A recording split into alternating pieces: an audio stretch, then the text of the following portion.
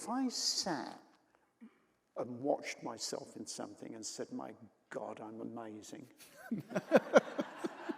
right? That would be a very sad day because you want to make the next thing better. Drive to, you know. Yes. And you can't, it's so subjective. It's such a personal thing that you're looking at, that other people are not seeing. Prepare your ears, humans. Happy, Sad, Confused begins now. I'm Josh Horowitz, and today on Happy, Sad, Confused, we have the legend that is Mr. Gary Oldman in the house, guys. Are you ready for this?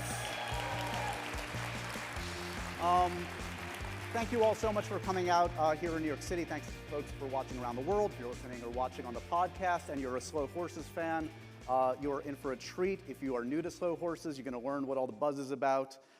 This show is fantastic. It has now just entered its third season on Apple TV+. There's more on the way. It is fantastic. Mr. Oldman, of course, kills it in this role, as does the amazing ensemble. I want to gush for a second before I bring out Mr. Gary Oldman because I don't want to make it awkward to his face when he comes out here. He's one of the greatest actors ever. He is, for over 3 decades, he has been an actor's actor. Every actor I talked to on the podcast for years, who is your guy? Gary Oldman, always.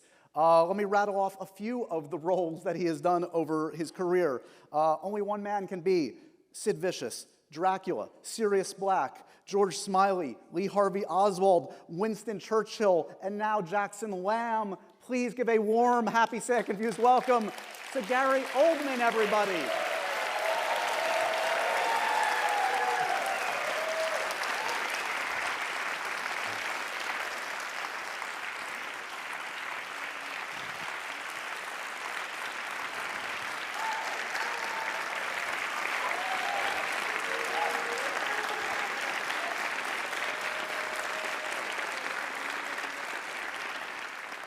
I could hear you back there. You're still here, thankfully. Yeah. Gary, thank you so much for your time tonight. Thank you. Congratulations on this role. The last time you were at the 92nd Street Y, we should say, was for Darkest Hour. So we like to think we're something of a good luck charm for Mr. Gary Oldman. That would work, yeah. Yeah. Do you believe in luck as an actor? Do you believe? Yeah. Yeah, I think, there's a great deal of luck involved, and I have had really more than my fair share of it. There's commitment and ambition and talent and all of that, but there's an enormous amount of luck involved to it too. Whatever that is, fate, fortune, I don't know, but yeah. And how has that manifested? I mean, can you pinpoint a time or two where luck sent you down one path as opposed to another? Was it the choice of a role, saying no or yes to a role, going to a school? Yeah, all of that. Yeah. You know, I'd spent the first few years in my career in the theatre, and then I was offered Sid Vicious in the thing, which I didn't want to do. I wasn't really into the punk movement. In my youth, I arrogantly thought, who the hell wants to film about Sid Vicious and Nancy? So I kind of dismissed it, and then it sort of came back. And anyway, I ended up doing Sid, and it's just by pure luck that the next role that followed was Joe Alton, the playwright. So people are sort of like, contrast immediately. You got this and you got this, and that was not engineered. Most of it has been. It seems to be my process that I turn something down initially, and then if it's to be, it will wash back up. We got to drive the price up too. Let's be real. Come on, man. For villains, There's a certain rate for a Gary Oldman villain versus. Yeah, Yeah, which I sort of consciously turned that ship around. You did, we'll get to that. There was that Yeah. period where you and your compatriot Alan Rickman basically owned villains in the 90s. No, I was typecast. It was like, we need a bad guy. Yeah. Yeah, To be fair, you did it very, very well. a little over the top. But yeah. No, I disagree. Okay, let's talk about this character, this role. Was this one that you initially turned down, like some of these other ones? Was this? No. No. No. What's the difference? I have been a fan of long form. I mean, long form as in going back to Brideshead Revisited, I, Claudius, Upstairs and Downstairs, when I was a kid, So I've always enjoyed being able to follow characters, rather than in a movie where you've got a window of 2 hours or whatever it is, And then this sort of incredible sort of seismic shift that has happened with television. At one time, there was a sort of snobbery, one was a film actor, and then you looked down on the people who did television. It was sort of, that doesn't exist anymore. And I personally think that some of the best acting, some of the best writing, the best cinematography, the best set design is on your TV in these shows. And so I would watch them and occasionally watch with envy and thinking, I'd really love to do something other than have that one shot to develop a character or play a character over an extended period of time. And it fell from the sky.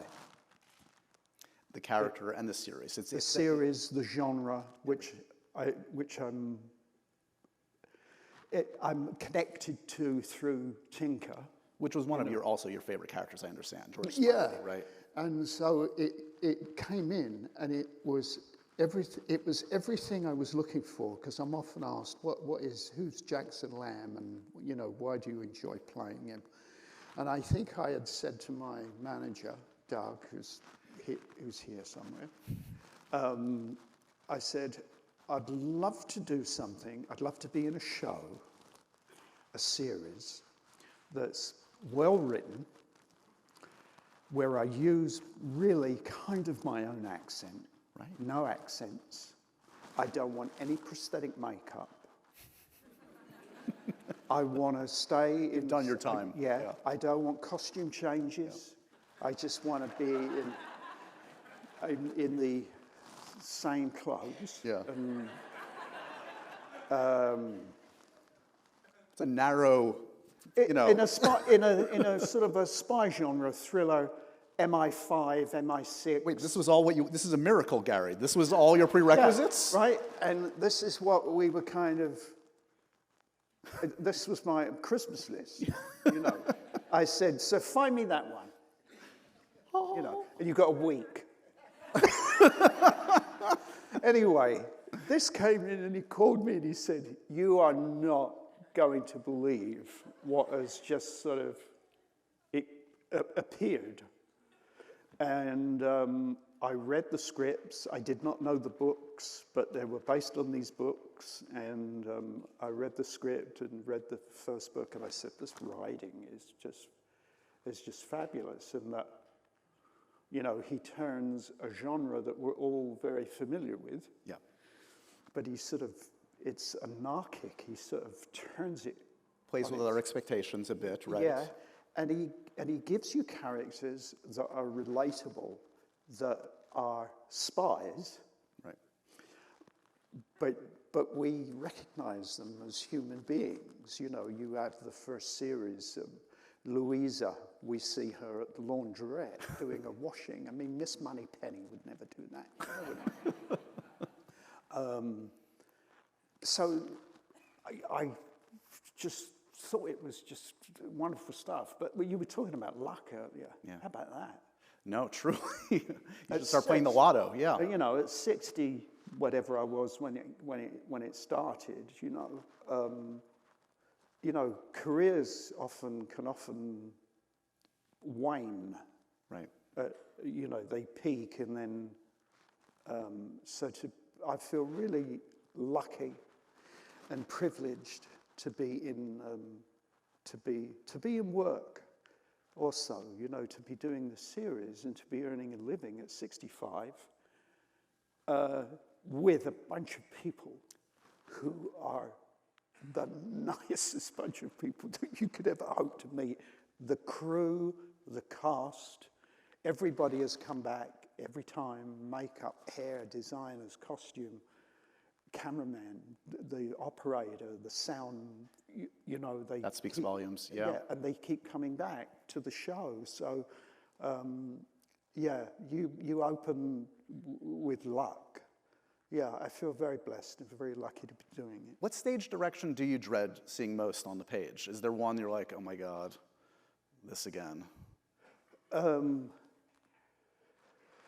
Well, I've had my share of being covered in, you know, blood. And, Right. yeah. That. You know what that's going to entail. You know how sticky that's going to be. Yeah, especially when you know that the scene is going to be shot over a week. Right. Yeah, yeah.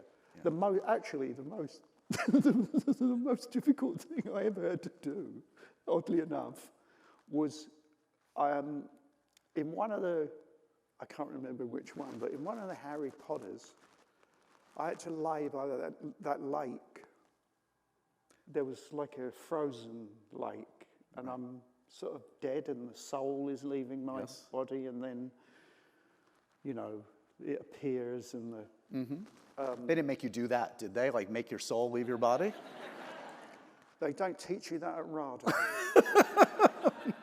Although I've had my soul sucked. I mean, you've been an actor for decades. Of course it's happened. Oh, my God, yeah. There have been moments. There have been some movies, I tell you.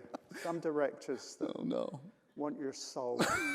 I'm sorry, I interrupted your wonderful story. No, I don't even know if it's that wonderful, but it was just me laying down. But Harry Potter, they would shoot. It took forever. Yeah. It was slow.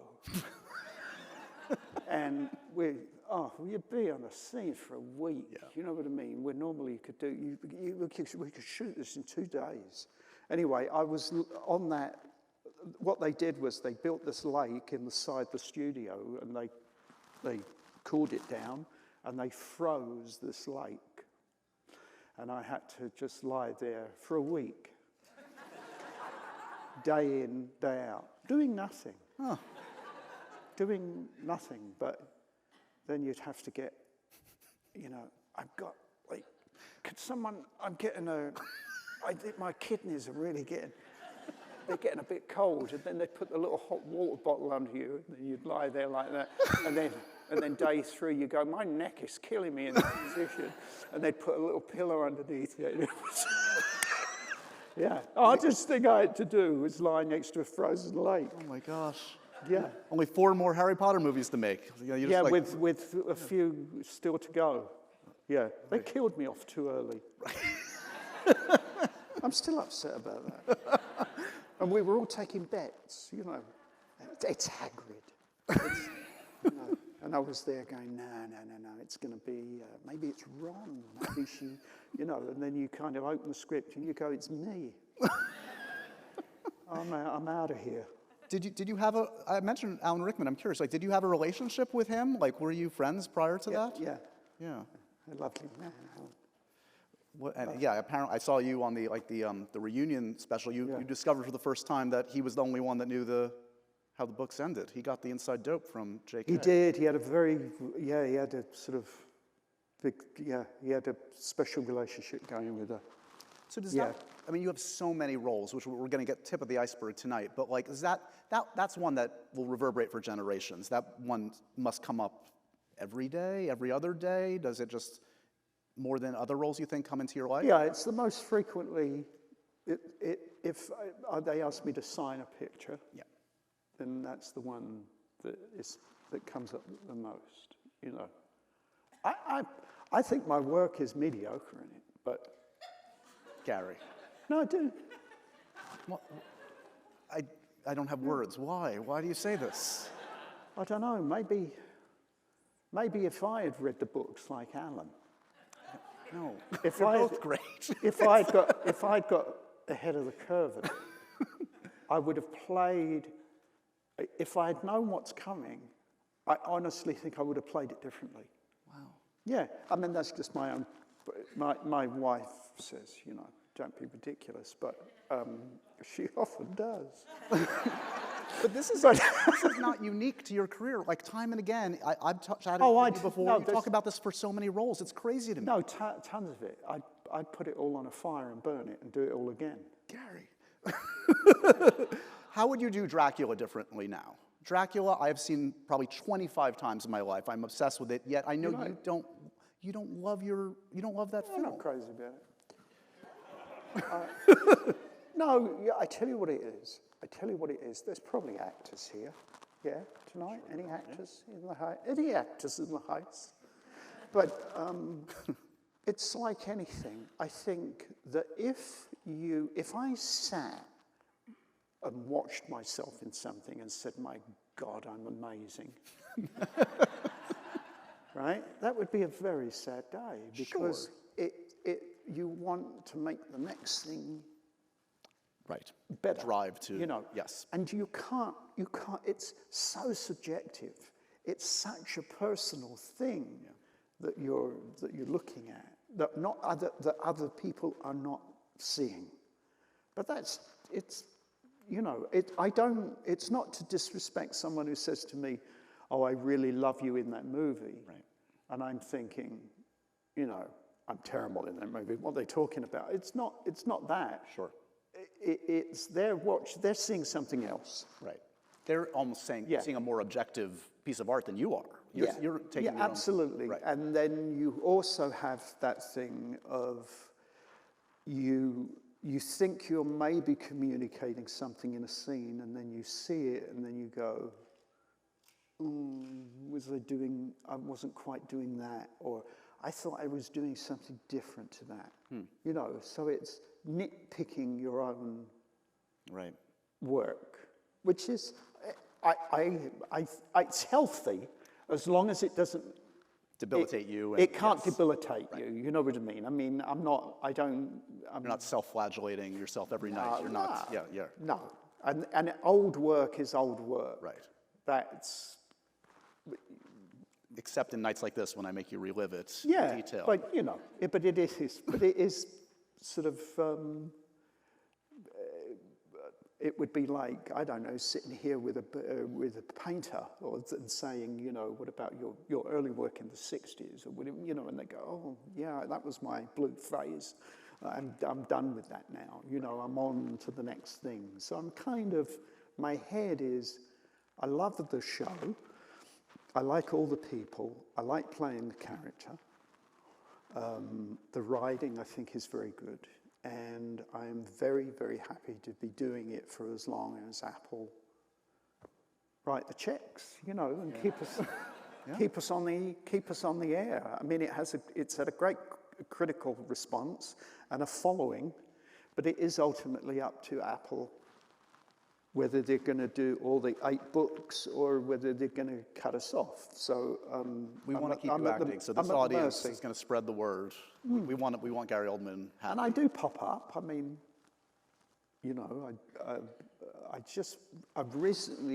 I did a week's work on. Do you know Paolo Sorrentino?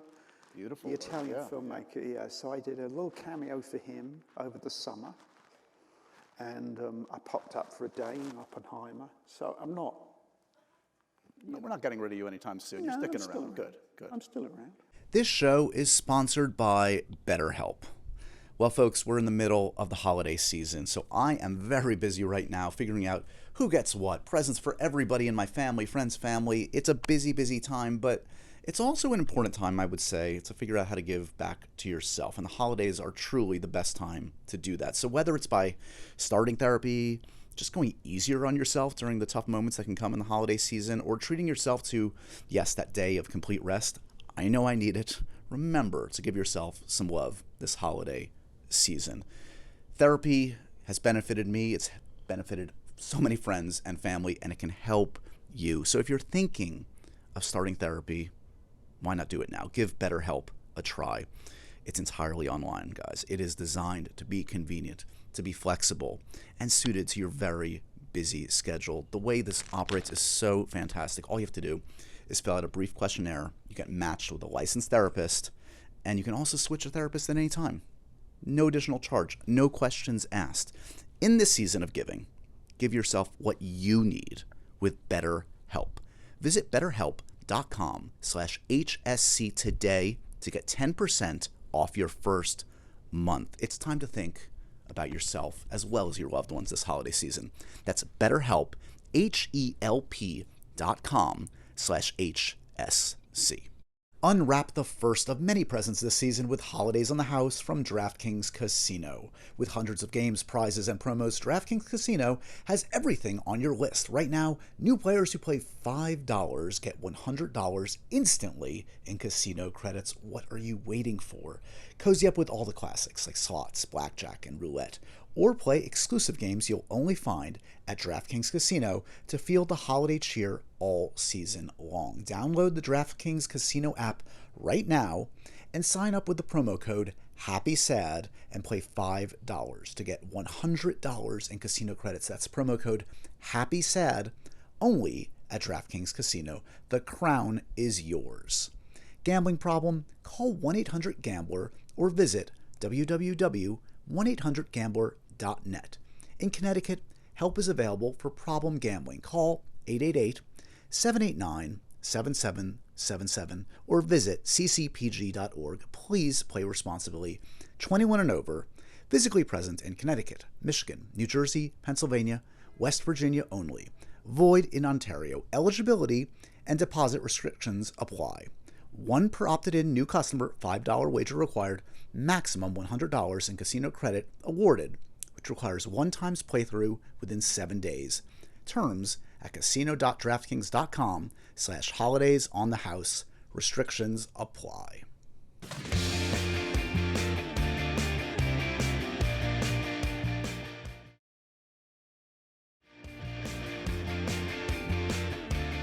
Especially in the first part of your career, it was talked about you as this amazing chameleon, and you talked about those first two roles kind of like established the range you could do. And I said this to you once before, like I remember vividly seeing you on like a late night talk show at some point after I'd seen you in like 10 different roles and being like, oh my God, that's his real voice. Like I had heard like 10 different Gary Oldmans until I saw the guy sitting here. Are those voices, are those characters all still in you? Like is Churchill's voice there? Is Drexel still there? Like if you were doing the one-man Gary Oldman review. No, if I was doing a one-man Gary Oldman review, I would then have to revise. Yeah. I mean, the sketch of it is there. Right. But, you know, I mean, I could, you know, probably use Churchill, or you know what I mean? But I'm not doing it every day and focusing on it in that sense. So I could do an approximation of it. Right. But they all my latest one, has anyone seen the Vikings? The series, TV series, the Vikings? Yeah, my new obsession at the moment is Floki. I like Floki. I'm just a simple boat builder. I like Floki at the moment, so that's tickling you. You're yeah, it's if I've got if I watch a show that's with Irish-based show, then for a couple of days, my wife, I'm Irish. Right. Yeah. So that's a mix of being an amazing natural mimic or, and also a impish kind of sense of humor that has not left you since being a child, probably. Absolutely. Right? If it's Scottish, I'm Scots. When I go and, you know, pause it to go and make a cup of tea, you know, and then I'm doing a Scots accent, you know what I mean? And then I can be Italian or Russian or I amuse myself. I love it. It just happens. Yeah. Yeah. I've heard you are an actor that actually likes a lot of direction from a direct. Like you want to be directed. You Yeah. want. Yeah. You don't want to be left to your own devices. You're there to collaborate and hear from them. What do you want? Like what do you? Well, it depends on who they are. Right. If they've got the goods, great. If not, Yeah. I mean, yeah, because they have an overview of the piece, right. and they have insight into it that they're coming at it from a different sort of position in a way. They're looking at it at 30,000 feet, the whole thing, and you're very into the character. But a good directing is knowing when not to say something. You know, you have directors who want to sort of justify or feel Feel the insecure silence and kind of that they want to justify their position, so they have to, and that's not good. You know, so it depends. I mean, I'll give you an example of a really fantastic piece of direction. I did 7 years, but kind of really about 7 years, with Chris Nolan and the 3 Batmans. And Chris is not a big note giver. He does leave you alone. He expects you to do your work, come in, and you do your work. I'm going to do my work, and you know. So he does tend to leave you alone. He is not He's not one for small talk. You know, you get there and you're there to work, and he's very charming. And I did a scene once in Batman, and he came up to me, and it was probably one of 2 notes he ever gave me in 7 years. And he came up to me and he said, "Let's do that one more time. There's more at stake." And I went, "Yep, got it, all right, let's do one more." "Yeah, I know what you mean." Yeah? That's a fantastic piece of direction. Yeah. You know, I don't need to know the ins and outs of the whole universe. I just need that nudge. And then you go, "Oh, he just wants me to just turn it up." Yeah. I just need to adjust the volume on it. Not vocally, Right. but the energy or the dynamic of it he wants, you know. And I use that as an example because that is just a really fantastic piece of direction. Well, because you know your tools. Yeah. They know the feeling they're trying to get out of a scene. Yeah. And that is, but I like being directed, yeah. Well, it's funny, like, I mean, your recent collaboration with Chris Nolan, is, I think, a day on Oppenheimer. I often have talked to actors and filmmakers, like, the hardest thing to do is to jump into a film, like 1 or 2 days, and just seamlessly blend in. Yeah, with Chris, I didn't know exactly where they were in the shooting of it. Right. Cillian Murphy is one of the the sweetest guy on earth. He is such a lovely man. Yeah. And I knew I'd crossed paths with him from the Batman. Chris said, "You want to come in for a day and do this?" And I said, "Sure." I went, "Great," you know. And I had the scene with just Cillian. It was terrific, but I did not know where it was in the shooting or anything like that. I maybe, if I had known just the sheer scale of it, and I may have been a little more intimidated. I don't, right. You know, but it was just a man talking to another man in a room, right? You know, so it was very sort of intimate, interior, and then you see where it falls in the thing. But that again was Chris just said he trusted me to put it together. So speaking of Nolan, actually, I had a few kind of like setting the record straight questions for you, 'cause some rumored roles that might have come or gone in your career. One is that Chris Nolan initially wanted you to play Liam Neeson's role in Batman Begins, Ra's al Ghul. Do you remember that? Did he initially ask you to play that role instead of Jim Gordon? I got a feeling it was Scarecrow. Oh, okay. Another baddie. You're good with baddies. Yeah, no, yeah, and that was about the time when I sort of was thinking, I've had enough of this. Right. And I think it was Doug, my manager, said, or suggested to Chris, what about Jim Gordon? And to his credit, Chris, oh, that's interesting. And we met, and that's how it sort of, came about. But I think it might be Scarecrow, I'm not sure. A couple others that supposedly you turned down, Edward Scissorhands and Morpheus in The Matrix. Do you recall either of those coming up? The Lawrence Fishburne role.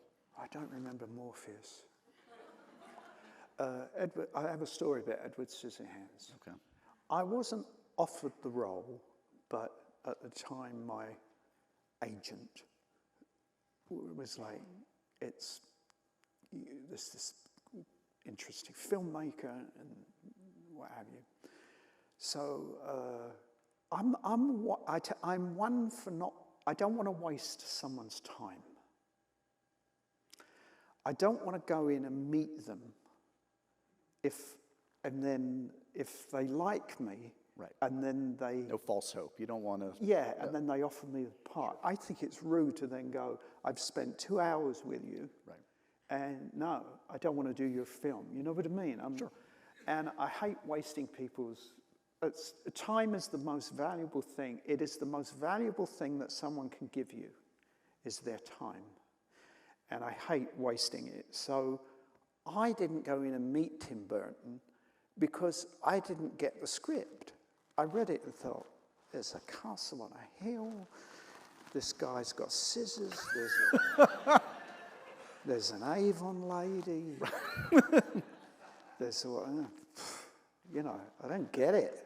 It's, Anyway, I then cut to a year or whatever later, I then go and see the movie, and the camera tracks over all those multicolored houses, and it ends on this castle in the background, and I went, yeah, I get it. So one piece of bad luck in an otherwise lucky career. One. Yeah, and there've been a few that have got away, but there's quite a few actually, but I can't really, I can't talk about them because it's not really fair on the people that ended up doing it. It's fair. You know I get it. I get it. Yeah. You've said Quentin Tarantino's words very famously, but you've never been directed by Quentin. Never. No, he never asked me to be in a film. This is crazy to me. So there was like a cast list that circulated last year from Pulp Fiction way back when that you were on. Did you ever know about it at the time? No. He had you in mind. Well, he's only making one more film, isn't he? I know. It's time. Quentin, come on. Yeah, well, he's only making one last film, he says. And I ain't in it. But Drexel remains one of your favorite roles, doesn't it? I mean, oh, my heavens. It was... What a swing. I mean, that's like, if that goes down, you're going down in flames. That doesn't work. I never even read the script. Tony Scott met me. And God bless his soul. And he was there in his pink shorts, and his big cigar, and his baseball cap.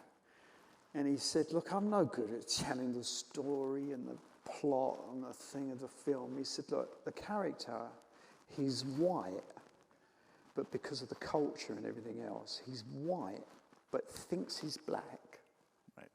And he's a pimp. And I said, I'll do it. Sounded interesting.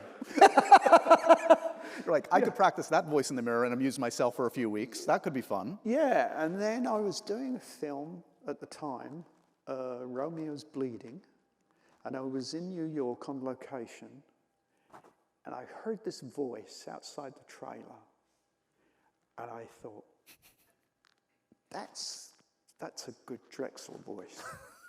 And it was this young black kid on the street with some friends, and I approached him and said, would you come into the trailer and read a bit of text for me and record your voice? And so they all came in. And he looked at the text and he said, oh, I would never say that. That don't fly. No, I would say this. And so I changed some of the words, you know, to this kid, and presented that to Tony. And The rest is history. yeah, and it wasn't. You know, it was that way back. You remember that whole? It was like what they called it. They called him Marky Mark, and you know, Big Funky Bunch fan, a long time. And that, you know, those people that well, they still do, but Sure. very much embrace the culture. Yeah. You know, so it was that kind of guy. But I had a ball on it. I was on it for 3 days. Yeah. I'm curious, like, the lifestyle of an actor is kind of a crazy one, right? It's an itinerant lifestyle. It's an unpredictable lifestyle. Yeah. And you've been very candid in talking about like your troubles as a young man and the stuff you went through. Did that contribute at all to that? Like, did the craziness of being an actor, the itinerant, the unpredictable nature, not mesh with the stuff that was in you that you were dealing with, or do you see those as totally independent? No, it's all part of Yeah. it's who you are. You know, I'm not playing a violin or a piano. Right.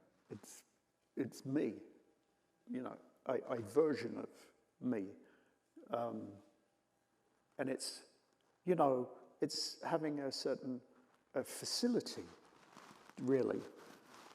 You know, if I'm crying in a role or weeping, or, you know, that's Gary crying. Right. But through the prism of Dracula, or, you know, it's not a thing over here. It's in you. It's part of you. And that takes a toll. That can. Yeah, I think it's.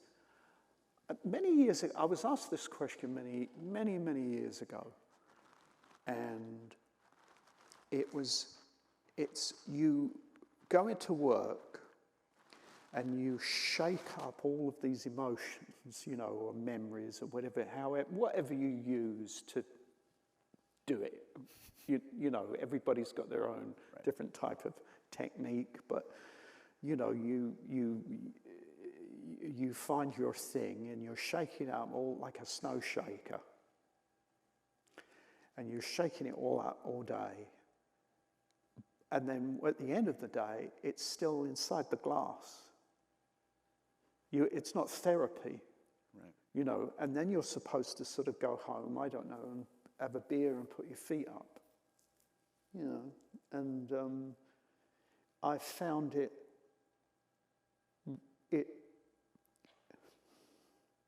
if you want to be good at something,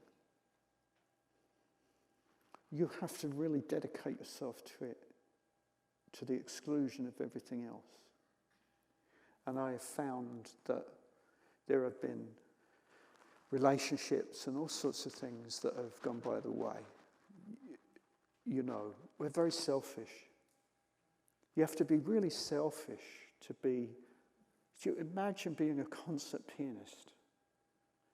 The amount of dedication and someone has to live with that. Right.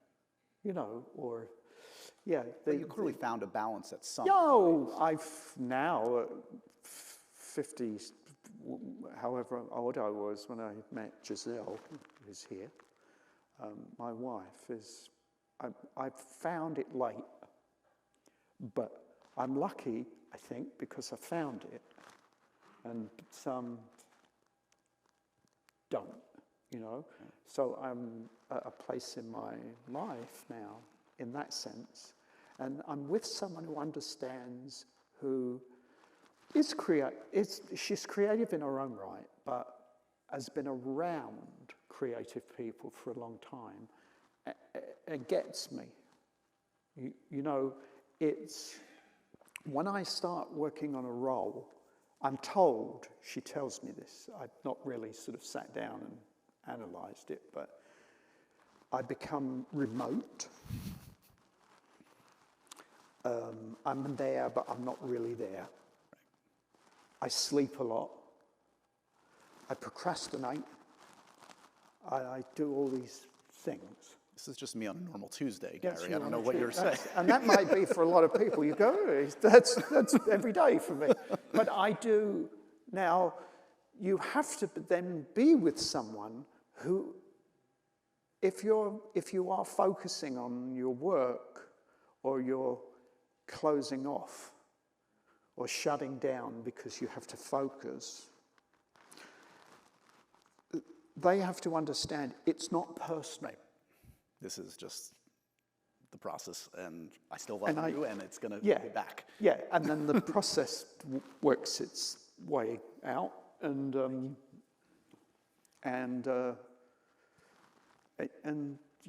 know, so it's yeah, and all of that, that whole life, the journey is my journey, you know, and it all feeds into the work.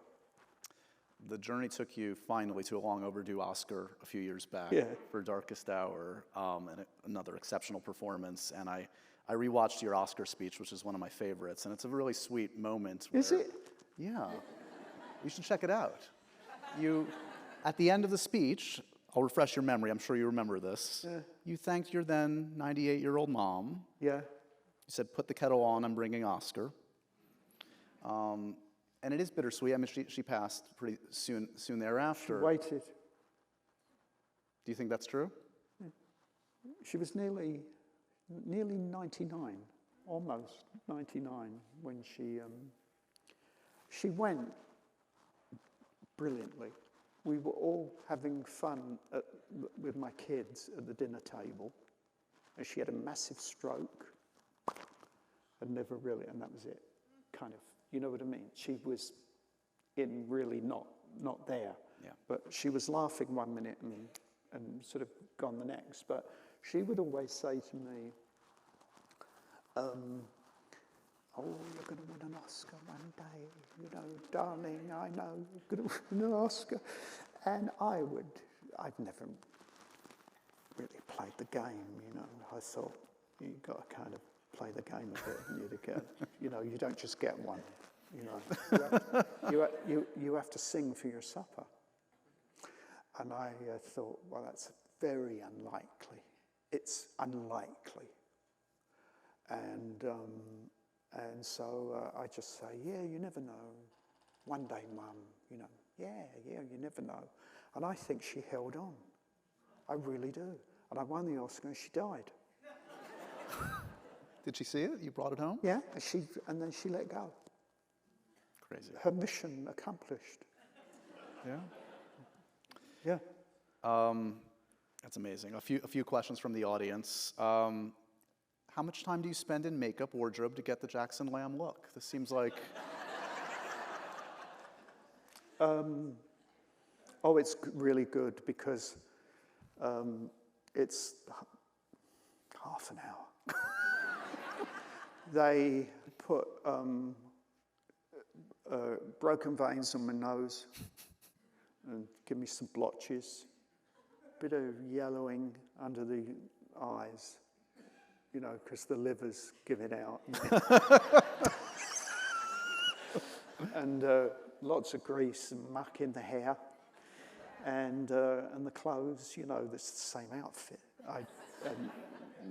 You know, I change.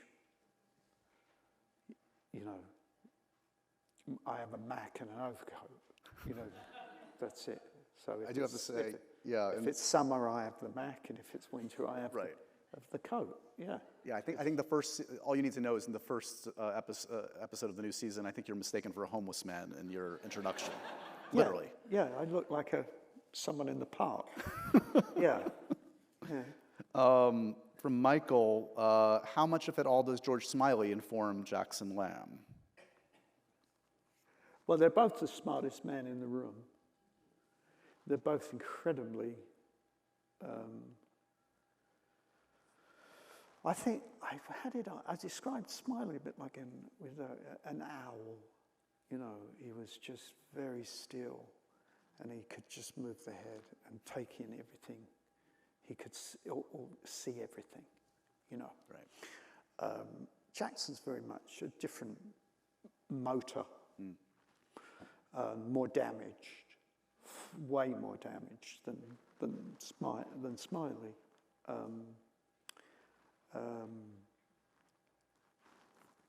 But yet they're similar in as they've got, I think, a great moral compass. You know, for all his flatulence and which is all part of the act, Right. in a way. He gives you the impression that he doesn't care, but probably cares more than most. Yeah. He's in and he's out. He's burnt by it, but can't quite let go of it, you know. And all of that is his distraction. So he's very, you know, he's very, very smart and very clever, and you can underestimate him. I think that's his trick. Right. It's not, obviously, it's people, I mean, we have season 4 in the can. Yeah. In fact, I think we owe a couple of days on it that we have to pick up because of the strike. But season 4 is it's going to be a dynamite. Yeah. And I am very, very much underestimated by someone in that. They take my appearance and all of that, and they go, I know who you are, and they have no idea who I am. So that plays a little in the next round when it comes along. But that's all I can say. You know how to tease an audience. Yeah. I always love talking about our sponsor HelloFresh on Happy, Sad, Confused because it makes cooking easy and makes it delicious and makes it affordable. It is the reason why it is, in fact, America's #1 meal kit. With HelloFresh, you get farm fresh, pre-portioned ingredients and seasonal recipes delivered right to your doorstep. So whether your resolution right now is to save money, to eat better, or stress less, or maybe all three, HelloFresh is here to help you do it. Say hello to your most delicious year yet with fresh ingredients and chef-crafted recipes at a price you'll like. And again, it's delivered right to your door. It is so convenient. This time of year, we are all looking to revamp our eating habits. And that's easier said than done, but HelloFresh makes it so easy with health-forward options like over 30 calorie-smart and protein-smart recipes each and every week. I know this from experience, guys. I've made HelloFresh in my home. My wife and I make it together. It's easy, it's delicious, it's fun. So go to HelloFresh.com/HSC free and use that code HSCFREE for free breakfast for life. That's one breakfast item per box while your subscription is active. That's free breakfast for life at HelloFresh.com/HSCFREE with that code HSC free. HelloFresh, it's America's #1 meal kit.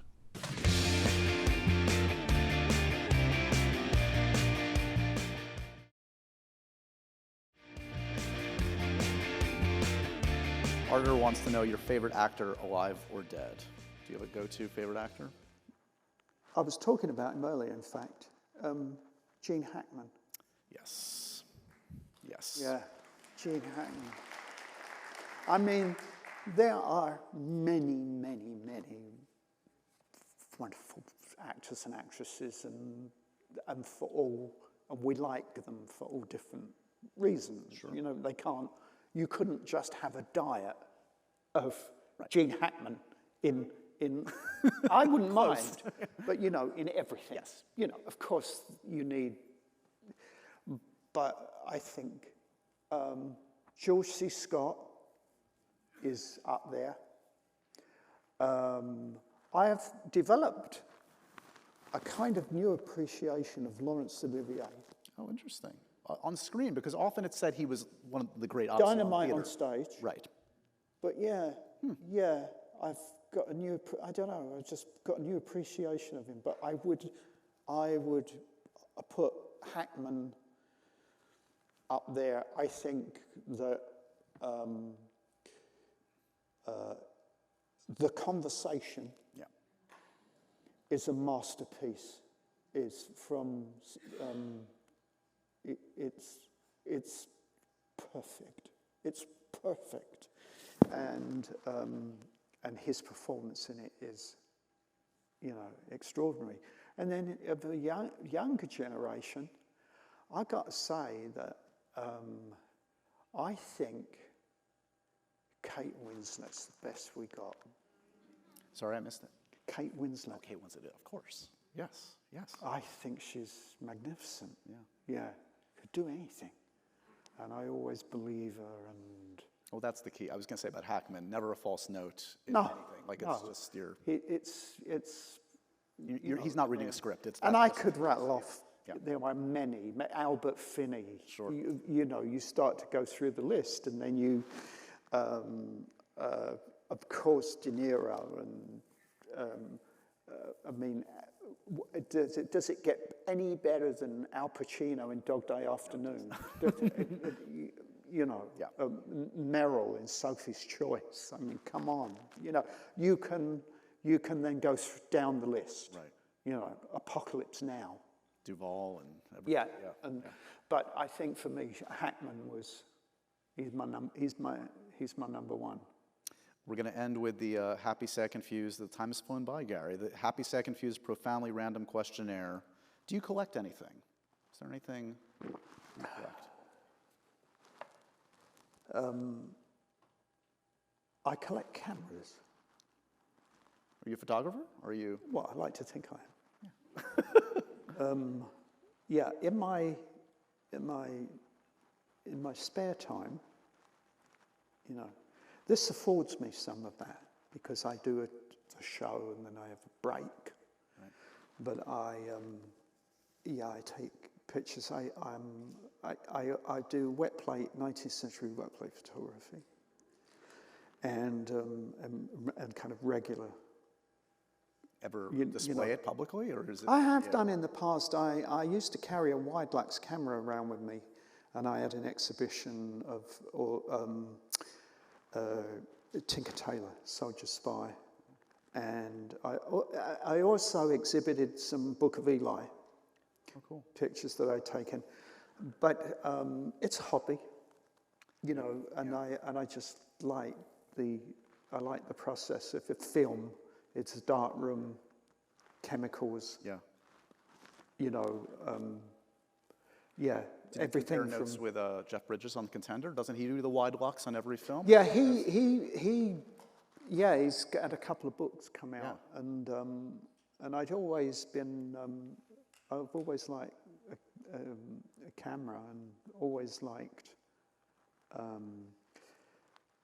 photography. So my wife and I collect photography, and my sort of side of it is it's 19th century cameras mostly. It's not sort of modern cameras. You know what I mean? Got it. But that's a nice. It keeps me off the street. Keeps you out of trouble. You never asked me about directing, did you? You're directing Neil by Mouth, of course. Tell me about... Well, no, I just wondered because my DP's in here tonight. Is that right? Ron Fortunato. If you guys have never seen Gary's only one directing effort, why is that, Gary?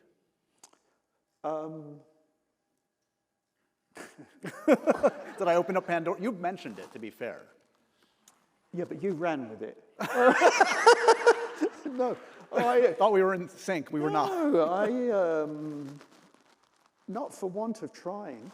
Yeah, it's tough to get a project going. Have you? You know, and so there've been, over the years, there's quite a few scripts.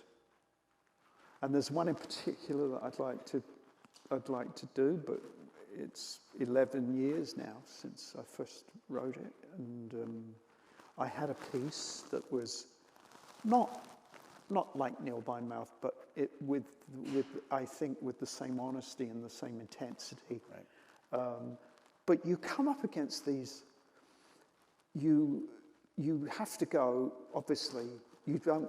I used a lot of my own money when I made Neil by Mouth, and I won't ever. I was going to say that's the cardinal rule. Yeah, it's the cardinal rule. Don't ever do it. But the thing is that I didn't collect Ferraris and things, and I had a little bit of money saved, you know, and I bought myself a moving picture.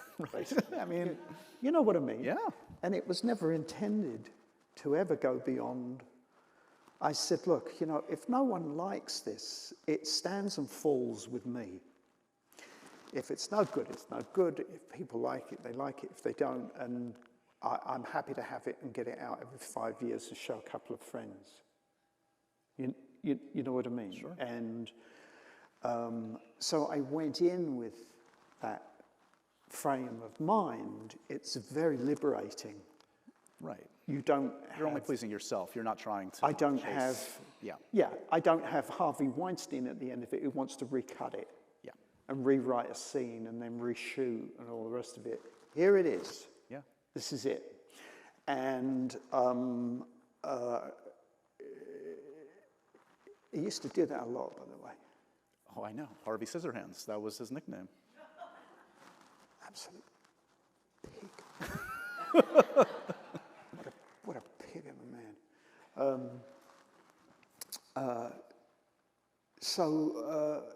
Yeah, you know, I try to get other things made, but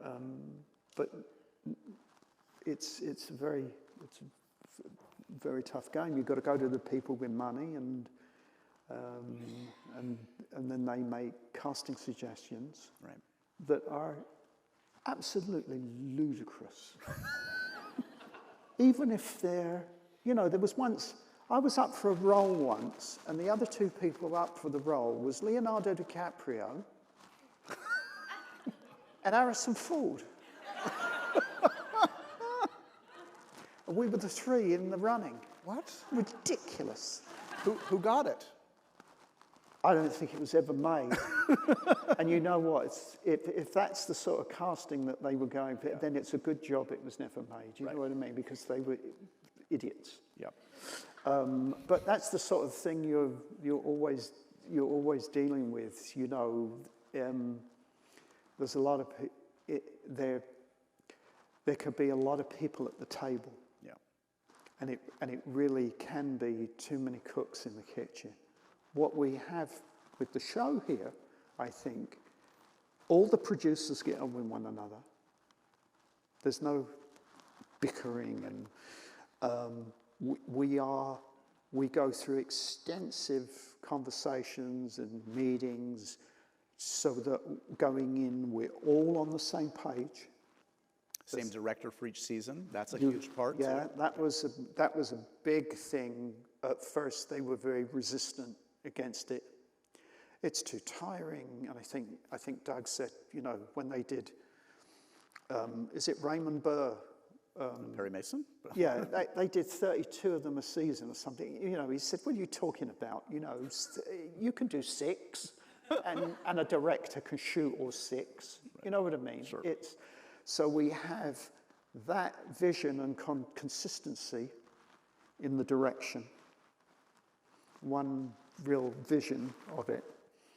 And everybody's on the same page, and we go in, and we all kind of know what we're making, and that is unusual. Where you've got so many, you can have a situation where you've got so many differing of opinions. Right. That someone thinks it's this, someone thinks it's that. Well, then it becomes nothing. It's a mash of 100 ideas. Yeah, we know what show we're making. Yeah. So. We're over time, so I'm going to ask you one last thing. Right. You told me the best note, one of the best notes you got. What's the worst note a director has ever given you? The worst note Yeah. directors ever given me. Or it could be hypothetical, doesn't need to be literal. What would the worst note be to get for you? What's unhelpful?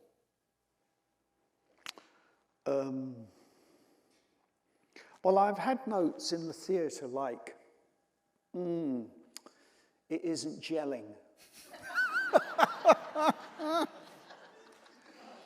you know, you got any ideas how to fix that? You know what I mean? It's, I've had directors scream at me, and there have been some really, not in the, once in the films, once in the movie career. I can make a guess or two, but we're not going to go there. What's your first guess? Oliver Stone. Yeah. Who would be your second? That was my only one, actually. Okay. That jumps out. Is there another? Wait, I need to go back to the filmography. Give me a second. No, leave it.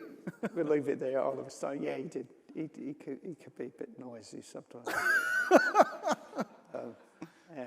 But that's what surprised me before you, because you were saying, like, that's one of your favorite roles too, as it should be, I would think. Yeah. And I would think Oliver is all up in your business. Like, he's just like not. He's a lot. And I tell you what, though, here's this thing that would surprise you. It was one of the great experiences. There wasn't a great deal on the page, and he gave me plane tickets, per diem, and said, go to New Orleans, go to Dallas, and find out who Oswald was. wow. And I met people who said they knew him, maybe they didn't, but you know, I met people in New Orleans they knew Oswald, they knew Jack Ruby, you know, and it was sort of being sent out into the world like an investigator. And he gave me a great deal of freedom in that respect. And then they did the most remarkable thing. We shot at the police station, and Jack Ruby, you know, he shoots me in the movie, absolutely where Oswald was shot. And I'm actually handcuffed to the real detective Come on. that was handcuffed to him. Yeah? Yeah. And what they did, they had refurbished the police station, and I can't believe this, that they allowed the production to do it. So you go down into where the ambulance was, you know, where they go into the back entrance of it, down. They took a jackhammer, or they kangared the entire wall away to reveal the original doorway of the police station where Oswald came out. Yeah. So they took this whole building away to reveal the building behind it, and did it all up like as it was. And I'm then walking out, and Jack Ruby comes out and shoots me, and there's that very, very famous picture of Oswald kind of going like with his mouth open, like, as he gets hit with the bullet.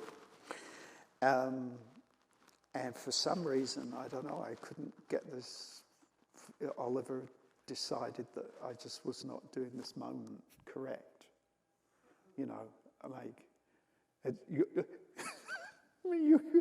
got me.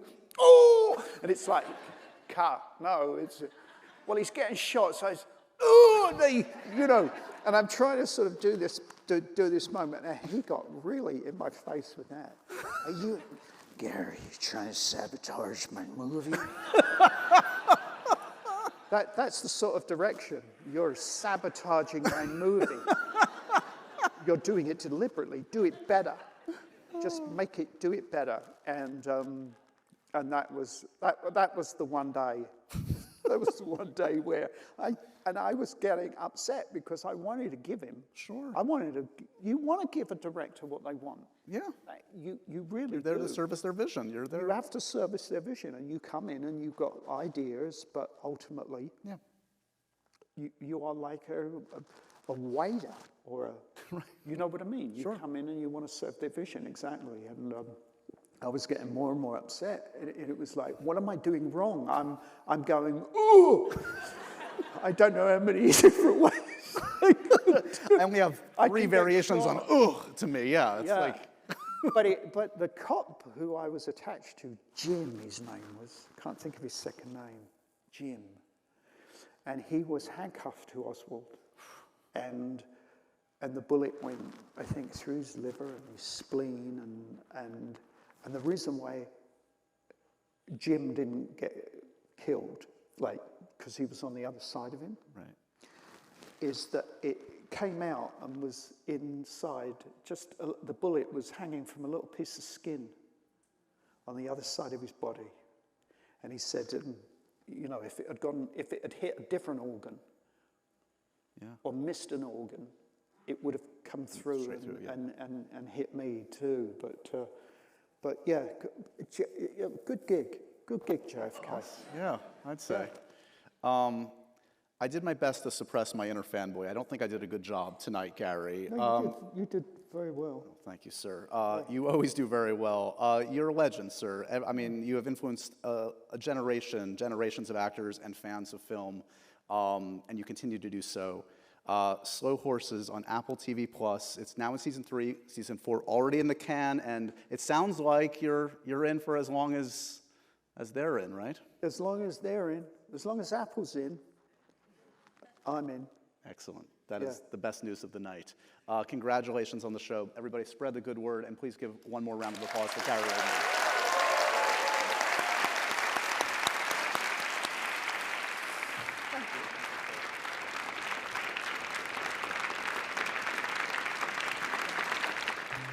And so ends another edition of Happy, Sad, Confused. Remember to review, rate, and subscribe to this show on iTunes or wherever you get your podcasts. I'm a big podcast person. I'm Daisy Ridley, and I definitely wasn't pressured to do this by Josh.